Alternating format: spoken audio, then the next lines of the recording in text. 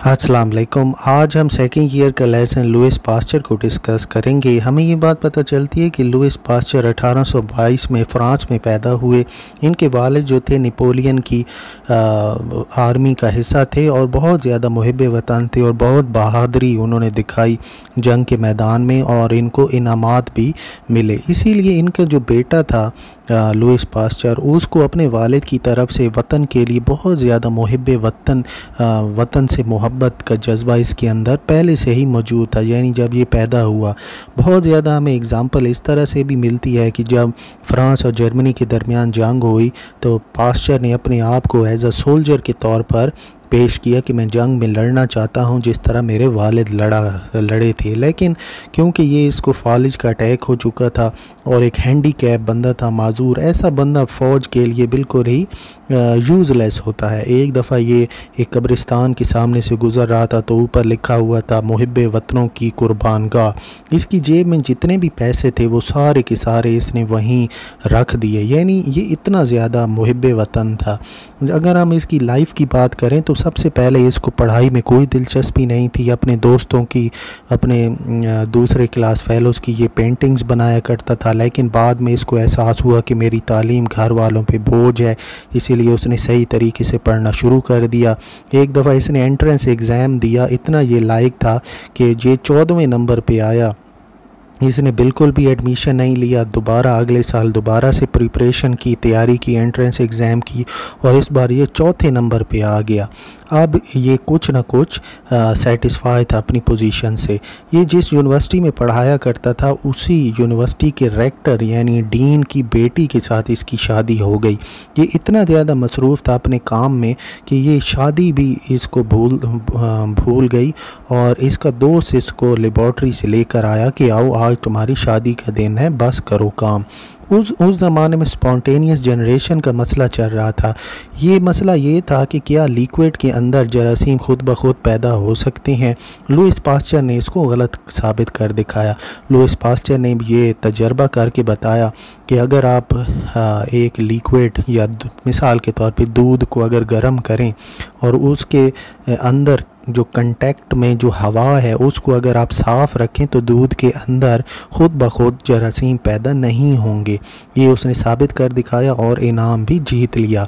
बाद में फ़्रांस और जर्मनी के दरमियान जब जंग हुई तो इसने अपनी डिग्री भी यूनिवर्सिटी ऑफ बोन जर्मनी को वापस भेज दी कि आपने मेरे मुल्क के ऊपर हमला किया, इसलिए मुझे अब आपकी डिग्री की कोई ज़रूरत भी नहीं है, अपनी डिग्री वापस ले लें।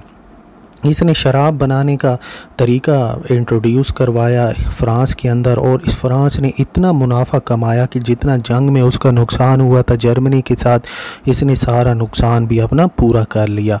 उस ज़माने में दो तरीके सर्जरी में इस्तेमाल होते थे, एंटीसेप्टिक मेथड और एसेप्टिक मेथड। एंटीसेप्टिक मेथड का ये मतलब था कि ज़ख्मों की कार्बोलिक एसिड और नमक के ज़रिए सफाई की जाती थी। ये काफ़ी नुकसानदेह अमल था क्योंकि एंटी कार्बोलिक एसिड इंसान के अंदर जो वाइट ब्लड सेल्स थे उनको मार रहे थे। एक और तरीका भी सामने आया, एसेप्टिक मेथड। ये तरीका इस तरह से था कि जो सर्जिकल आलात थे, छुरियाँ और जो दूसरी चीज़ें होती हैं जो ऑपरेशन में इस्तेमाल होती हैं, उनको आग के ऊपर गर्म कर लिया जाता था।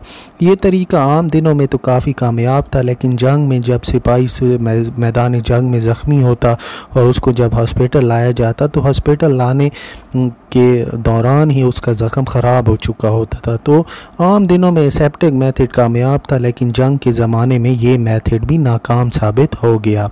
अब उस ज़माने में फ़्रांस के अंदर रेशम के कीड़े पालने का बड़ा ट्रेंड था और एक इलाका है वहाँ पर इतने ज़्यादा रेशम के कीड़े पाले जाते थे कि लोग जब आपस में मिला करते तो वो ये नहीं पूछते थे कि आपका क्या हाल है, वो पूछा करते थे आपके रेशम के कीड़ों का क्या हाल है। लेकिन बाद में एक पुरअसरार किस्म की बीमारी फैल गई। लोगों ने ये समझा ये जो अंडे हम लाए हैं, अंडे शायद गलत जगह से लाए हैं, उन्होंने अंडों को तब्दील किया। 1 साल तक तो बीमारी टल गई, लेकिन अगले साल दोबारा आ गई और फिर फ़्रांस की हुकूमत ने लुइस पास्चर को कहा कि आप जाएँ और ज़रा इन रेशम के कीड़ों का मुआयना करें कि क्या बीमारी फैली हुई है। पहले तो इसने इनकार किया, लेकिन बाद में अपने हमवतनों के लिए इतना मोहब्बत थी इसके दिल में कि ये चला गया वहाँ रेशम के कीड़ों का इलाज करने। इसने देखा कि जो कुछ रेशम के कीड़े सेहतमंद थे और कुछ बिल्कुल बीमारी में मुब्तला थे। इसने जब अंडों का मुआयना किया तो इसने ये बात देखी कि जो इन्फेक्टेड अंडे थे, जो कि बीमारी वाले अंडे थे, उनके अंदर एक छोटा सा दाना पाया जाता है, कॉर्पोसल, एक ग्रेन, छोटा सा दाना। और अगर हम आलूदा शुदा या बीमारी वाले अंडों को अलग कर लें और सेहतमंद अंडों को अलग कर लें, रेशम की कीड़ों वाले अंडों को, तो इस तरह से हम बीमारी को रोक सकते हैं। और इसका एक ही तरीका था कि हर अंडे को माइक्रोस्कोप के नीचे देखा जाए। लुईस पास्चर को पता था कि किसानों के लिए माइक्रोस्कोप का इस्तेमाल करना काफ़ी अजीब होगा, इसलिए उन्होंने लुईस पास्चर ने किसानों को कहा कि पीछे एक छोटी सी बच्ची इसका इस्तेमाल कर रही है, आप लोग इतने बड़े हो के नहीं इस्तेमाल कर सकते। इस तरीके से तो कुछ अरसे बाद तक फ़ौरन तो इस बीमारी पे काबू नहीं पाया जा सका। थोड़े अरसे बाद फ्रांस के लोगों ने इसके ऊपर, रेशम की कीड़ों वाली बीमारी के ऊपर काबू पा लिया। उस ज़माने में एक एंथ्रेक्स की बीमारी फैली हुई थी मवेशियों के अंदर। लुईस पास्चर ने उसका भी इलाज किया। इसका इलाज करने का तरीका क्या था? इसने वैक्सीन बनाई। वैक्सीन बनाने का तरीका ये था कि जिस बीमारी जो फैली हुई होती थी, ये उसके जरासीमों को लेता, उसके जरासीमों को कमज़ोर करता, एक टीके में भरता और सेहतमंद जानवरों को लगा देता। अब होता क्या कि वो जो कमज़ोर जरासीम थे, जब वो जिस्म के अंदर जाते, वो वाइट ब्लड सेल के साथ मिलते और जानवर हल्का सा बीमार होता। लेकिन जब बीमारी पूरे इलाके में फैलती, जिन जिन जानवरों को वैक्सीन लग चुकी होती थी वो महफूज हो जाते, और जिनको वैक्सीन नहीं लगी होती थी वो बीमारी में मुब्तला हो जाते और मर जाते थे। उन ज़माने में जब औरतें माएँ बनने वाली होती थीं तो एक पेरिफेरल फीवर फैला हुआ था। किसी को भी नहीं पता था ये क्यों फैला हुआ है। जब एक मीटिंग हो रही थी तो उसमें एक डॉक्टर ने ये बात कही कि हमें नहीं पता इसके बारे में कि ये जरासीम किस तरह से होता है, क्यों फैल रहा है। लुईस पास्चर ने कहा रुको। वो बोर्ड की तरफ चला गया, चाक उठाया, चाक के साथ जरासीम का पूरा उसने नक्शा बना दिया कि ये है वो जरासीम जिसकी वजह से ये औरतों को ये बुखार होता है। और उसने ये भी बताया कि ये डॉक्टर ज़िम्मेदार हैं इस बीमारी के।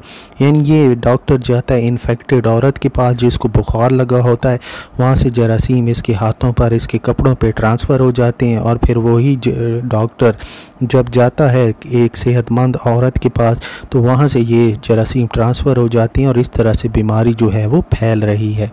लुईस पास्चर का अपना एक तरीका था वैक्सीन बनाने का, और वैक्सीन बनाने का तरीका क्या था कि अगर एक बीमारी है, ये उस बीमारी के जरासीमों को लेता, उनको 1 या 2 हफ्ते तक रखता, और जब वो जरासीम कमज़ोर हो जाते उनको इंजेक्शन में भरता और सारे जानवरों को लगा देता।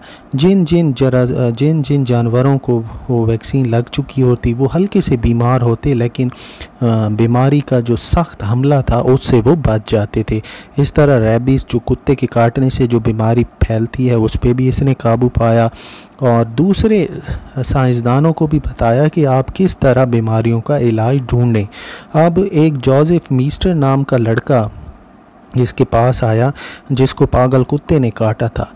लुईस पास्चर जो था अब तक सिर्फ जानवरों पर और दूसरे छोटे मोटे कीड़ों पर अपना तरीका अपना रहा था। अब उसने पहली दफ़ा एक इंसान के ऊपर अपना तरीका अपनाया।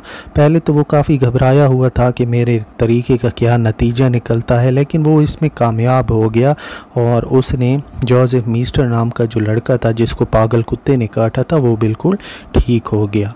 अब लुईस पास्चर की बदौलत ही बहुत सारी बीमारियों का आने वाले सालों में इलाज ढूंढ लिया गया।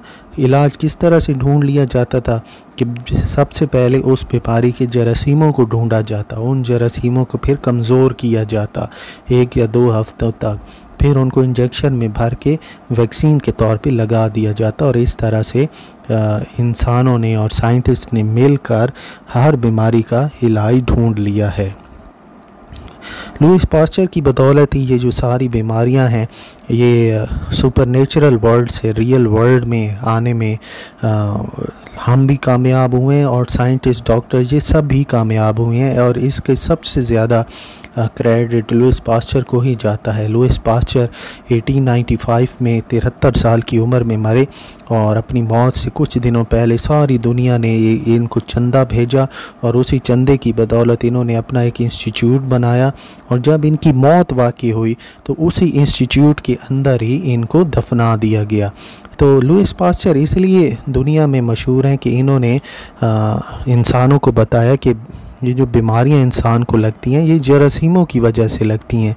इन जरासीमों को मारने का एक तरीका है और इन्होंने वैक्सीन बनाने का भी तरीका दुनिया को बताया और इसीलिए ये आज एक हीरो के तौर पर दुनिया में माने जाते हैं और मशहूर हैं।